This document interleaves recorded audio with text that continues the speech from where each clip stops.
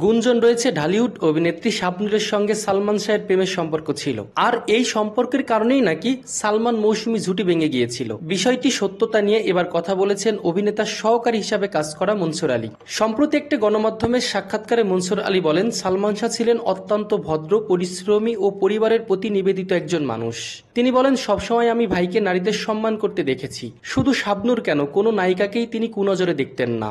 তিনি শুটিং শেষ হলে কারোর সঙ্গে বসে আড্ডাও দিতেন না। সালমান শাবনূরের সম্পর্ক ভাই বোনের মতো উল্লেখ করে মনসুর আলী বলেন, আমি 4.5 বছর সালমান ভাইয়ের সঙ্গে ছিলাম। তাদের প্রেমের সম্পর্কের বিষয়ে কিছুই জানি না, বরং ভাই সবসময় নায়িকাকে সম্মান করতেন। শাবনূরকে প্রথম দেখেই বলেছিলেন, আমার তো ছোট বোন নেই, তুমি আমার ছোট বোনের মতো।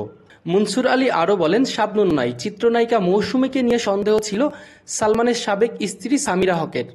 এমনকি সে কারণেই সালমান মৌসুমী জুটি ভেঙে গিয়েছিল। তিনি বলেন, সামিরা হক মৌসুমীকে নিয়ে সবসময় সালমান শাহকে সন্দেহ করতেন। সে কারণেই দেনমোহর সিনেমার পর সালমান আর কোনো সিনেমায় মৌসুমীর সঙ্গে কাজ করতে চাননি।